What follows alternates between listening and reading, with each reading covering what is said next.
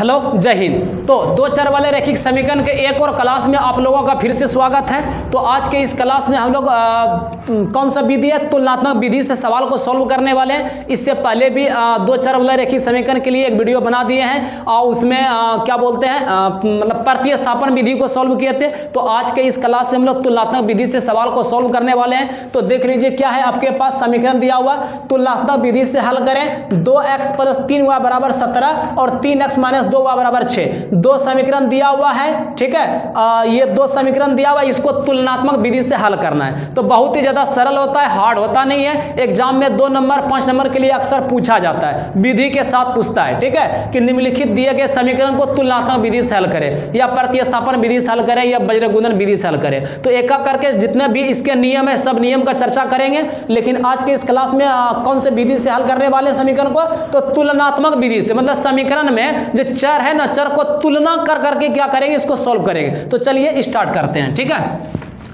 तो यहाँ पे क्या है कि सबसे पहले क्या करना है ना, जो भी समीकरण दिया हुआ है तो उसको लिखना है। तो सॉल्यूशन के लिए क्या कर रहे हैं, इसको लिख देते हैं कि दिया गया समीकरण है, दिया गया समीकरण है। अगर ये वाला बात नहीं भी लिखते हैं तो कोई बात नहीं है, दिया गया समीकरण है।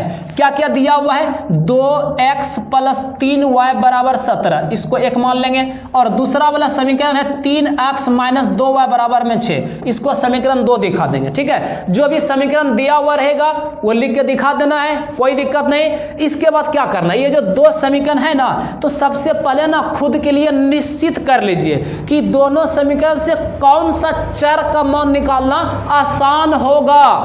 कौन से चर का मान निकालना आसान होगा, x चर या फिर y चर। तो हम ऐसा कर लेते हैं ना, यहां से x का ही मान निकाल लेते हैं। तो दो समीकरण दिया रहेगा, दोनों समीकरण से क्या करना है, समान चर का मान निकालना है सबसे पहले। तो हम क्या कर रहे हैं, समीकरण 1 से हल कर रहे हैं। समीकरण 1 क्या दिया हुआ है, 2x + 3y = 17, ठीक है। तो हम लिख लेंगे 2x + 3y = 17। हम x का मान निकालेंगे, 3y जो प्लस दिया हुआ ना इसको कर लेंगे दूसरे साइड, तो 2x हो गया। ये 17 पहले से, 3y प्लस इधर आएगा तो माइनस होगा। क्या देखिए, ये जो 2 है ना, x के साथ क्या है, गुना है, अरे है ना। हम इसको निकालना चाह रहे हैं तो ये गुना वाले पार्ट को स्टार्ट करेंगे तो गुना से क्या आ जाएगा, अरे भाग में आ जाएगा क्या। तो 17 माइनस में 3y और भाग में क्या आ गया यहाँ, अरे 2 आया क्या। अब क्या करना है, इसको ना आप समीकरण, जैसे 1 2 पहले से दिया हुआ है, इसको समीकरण 3 मान लेंगे, कोई दिक्कत नहीं। अब यहाँ पे लिखेंगे समीकरण 2 से, ठीक है। समीकरण 2 क्या है मेरे पास में, समीकरण 2 है 3x - 2y = 6, कि -2y को स्टार्ट कर लेंगे। तो 3x, ये -2y इधर आएगा तो माइनस से क्या हो जाएगा, अरे प्लस होगा क्या। तो 6 में ये -2y इधर आ गया, प्लस में के बाद x के साथ देखिए ये 3 गुना है, स्टार्ट करेंगे तो गुना से क्या हो जाएगा, अरे भाग होगा क्या।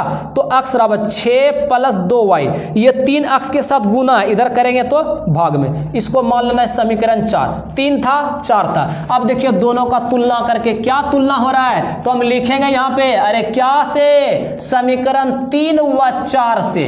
समीकरण 3 व 4 से क्या दिख रहा है कि दोनों का ना LHS side same to same बराबर है। देखिए समीकरण 3 का LHS जो है x है, समीकरण 4 का भी LHS क्या x है। जब दोनों का LHS बराबर है तो RHS भी ऑटोमेटिक बराबर हो जाएगा क्या, अरे होगा ना, तो कर दीजिए बराबर। तो समीकरण 3 का RHS क्या है, 17 - 3y और बटे में 2, ये था समीकरण 3 का RHS। ऐसे ही समीकरण 4 का RHS क्या है, 6 + 2y और बटे में 3, 6 + 2y बटे 3। अब यहाँ पे क्या करना है, क्रॉस कर देना है, कर दीजिए क्रॉस, कोई दिक्कत है क्या। 2 से कर देंगे, 2 छक्के 12 हो गया। 2 से करेंगे तो 2 दूना 4y, फिर 3 से 3 गुना 17 कर लेंगे, 17 तिया 51 हो जाएगा। 3 गुना -3y करेगा तो माइनस में 3 तिया 9y, कोई दिक्कत नहीं। यहाँ पे क्रॉस कर दिए हैं और कुछ नहीं है, y को एक साइड और बिना y वाला को एक साइड कर देंगे। तो ऐसा करते हैं, 4y को यहाँ पे ना रहने देंगे, ये जो -9y दिख रहा है ये माइनस वाले को इधर करेगा तो माइनस से हो गया प्लस में 9y बराबर 51 तो अपने जगह है, 12 प्लस है, इसको इधर कर देंगे तो माइनस हो गया। 4y में 9y जोड़ेंगे, कितना y 13y, ठीक है। 51 में 12 घटाइए, देखिए कितना बचता है, 1 में 2 नहीं घटेगा, 51 12 घट गया, 51 में 12 घट जाएगा, कितना हो जाएगा 39 होगा ना। फिर 13 से भाग लगाइए 39 में, 13 तिया 39, 3 बार में कट गया, तो y का मान कितना आ गया, 3 आया क्या। अब इसी y का मान आपके पास 4 समीकरण है, 1 2 3 4, चारों में से जहां अच्छा लगता है वहां पर लगा दीजिए, ठीक है। तो हम समीकरण 3 में ही रख लेते हैं, तो यहां पे लिखेंगे अब समीकरण 3 से 4 समीकरण है मेरे पास, इस चारों में से किसी में भी रख लेंगे ना y का मान 3, तो अक्ष का मान आ जाएगा। हमको अक्ष का y का ही तो मान निकालना है, तो यहाँ पे समीकरण 3 क्या है, x बराबर हो गया 17 है, फिर माइनस में 3y है, 3 के जगह 3 गुना करेंगे y के जगह मान कितना है 3 है, फिर बटे में क्या है 2 है, 2 लगा दिए, 17 के जगह 17 रह जाएगा, 3 और 3 को गुना कर लेंगे तो माइनस में हो गया 3 तिया 9, फिर नीचे 2 है, 17 में 9 घटेगा, कितना बच जाएगा 9 8 17, तो कितना बच जाएगा ये 8, अब बटे 2 से भाग लगा दीजिए 4 बार में, तो अक्ष का मान कितना आया 4 आया, अक्ष का मान 4 आ गया है। अब क्या करना है, अतः करके इधर लिख देते हैं, नीचे शायद दिख नहीं रहा होगा, इधर लिख देंगे अतः करके कि अतः अक्ष का मान कितना आया 4 आया, और y का मान कितना निकला हुआ है 3 निकला हुआ है, तो ये हो गया आंसर कंप्लीट, ठीक है। तो ये प्रतिस्थापन विधि नहीं है, ये तुलनात्मक विधि है। ध्यान रखना, परीक्षा में पूछता है कि तुलनात्मक विधि से हल करें या प्रतिस्थापन विधि से हल करें, मतलब ऐसे समीकरण दे देगा दोगो तो कोई एक विधि का नाम लिख देगा। जब विधि वाला पूछेगा तो उम्मीद करता हूं कि ये तुलनात्मक विधि आपको एकदम अच्छी तरीके से समझ में आया है। कुछ नहीं, थोड़ा सा बेसिक मतलब जो ओरिजिनल पार्ट है ये इधर ही है, कैसे कैसे समीकरण को निकाले हैं, बाकी इधर तो कैलकुलेशन सब है, कैलकुलेशन कर दीजिए, आंसर हो गया पूरा। तो उम्मीद करता हूं कि ये पूरा अच्छी तरीके से समझ में आ गया होगा।